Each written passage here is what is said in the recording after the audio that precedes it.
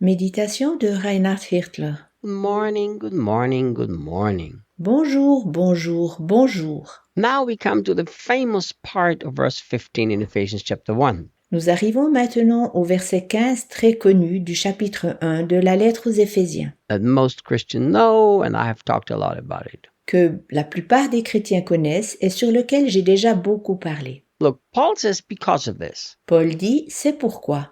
Now, the moment he says because of this, you have to pay attention. What was he talking about so far? Dès qu'il est dit « c'est pourquoi », tu dois faire attention à ce qui a été parlé jusque-là. He was talking about the glorious salvation that we have through Jesus Christ. Il a parlé de la merveilleuse rédemption que nous avons reçue par Jésus-Christ.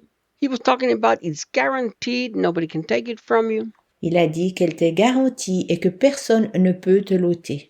He was talking the destiny has given you, or the blessings have been given you. Il a parlé de ta destinée qui t'a déjà été donnée et que tu as reçu toutes les bénédictions. He was talking about God was delighted to adopt you as his own child. Il disait que Dieu s'est réjoui de t'accepter comme son propre enfant. So basically from verse 1 to verse 14, he's showing us Au fond, il nous montre du verset 1 à 14 how much we already have through Jesus Christ. combien nous avons reçu par Jésus-Christ. Adoption, L'adoption, acceptance, l'acceptation, being chosen, avoir été choisi, every blessing, avoir reçu toutes les bénédictions, guarantee of salvation, la garantie du salut, the seal of the Holy Spirit, le sceau du Saint-Esprit. God being glorified through all of this, Dieu sera glorifié par tout cela, superabundant grace. une grâce surabondante And because of all of these wonderful truths, par toutes ces merveilleuses vérités. that's why Paul says what he's doing now. Paul dit ce qui suit.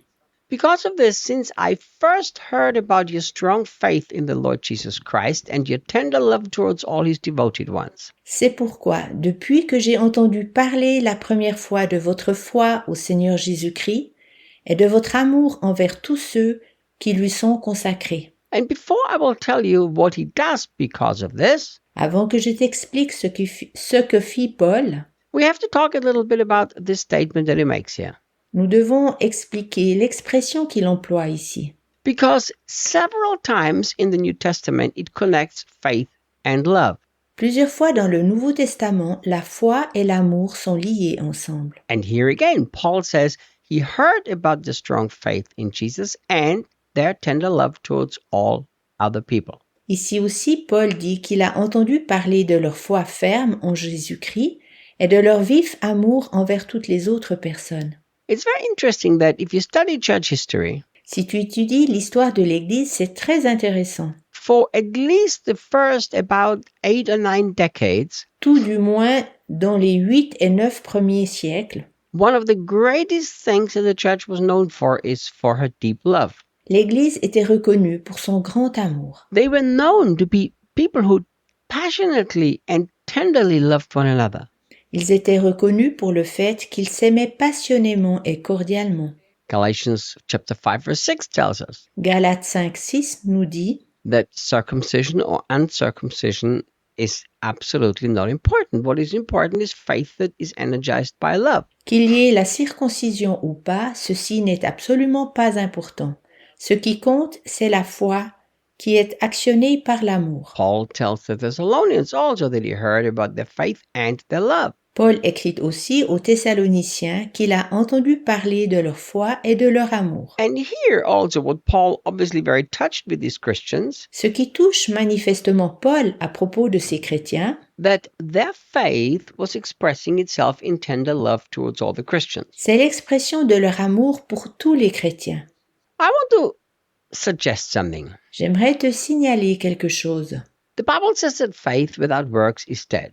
La Bible dit que la foi sans les œuvres est morte. May I suggest J'aimerais faire remarquer that nobody truly lives by faith the way God wants us to live que personne vit véritablement par la foi telle que Dieu l'attend de nous, if he does not love the people of God. s'il n'aime pas les autres enfants de Dieu.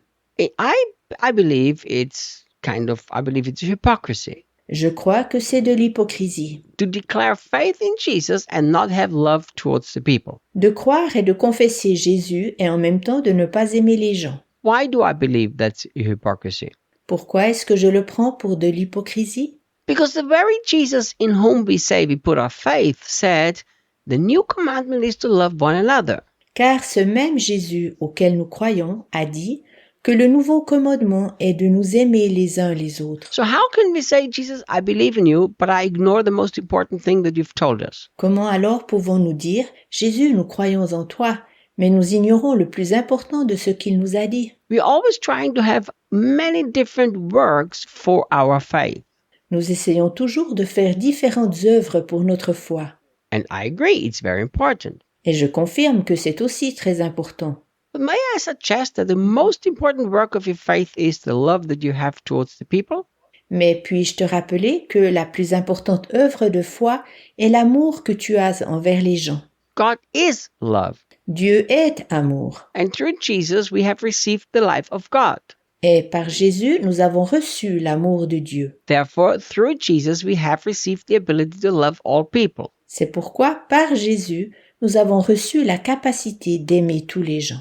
And Paul made a specific point to praise them for the faith and the love. Paul met un poids tout spécial en les louant pour leur foi et leur amour. So I personally have come to the conclusion Personnellement, je suis arrivé à la conclusion that these two must always go hand in hand. que ces deux choses doivent toujours aller main dans la main. How can you truly love people if you don't do everything to live a life of faith? Comment peux-tu vraiment aimer les gens si tu ne fais pas tout pour mener une vie de foi? And I will explain this to you. Je te l'explique. If you love people, you will know that many times what you have to give is not good enough. Si tu aimes vraiment les gens, tu sais que ce que tu as à donner n'est souvent pas suffisant. But what they need is something from God which can only be accessed by faith.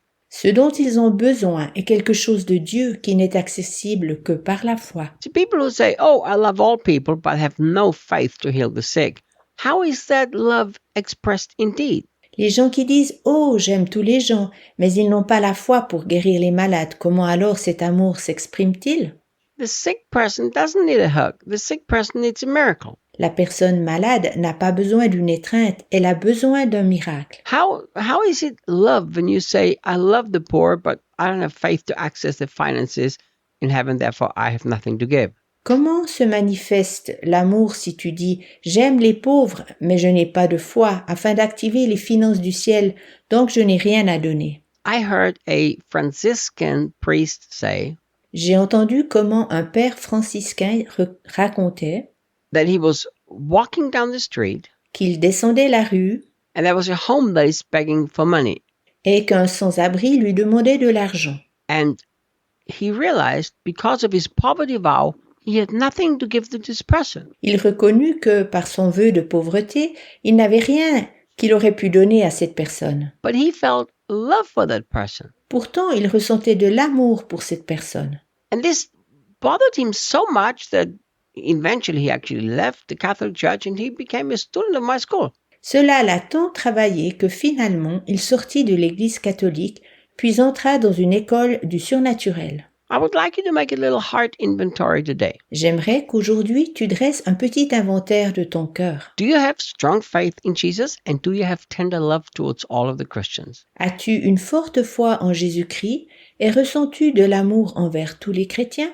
If you don't, I think something needs to be fixed. Si ça n'est pas le cas, je pense que quelque chose devrait être remis en ordre. See you tomorrow. À demain.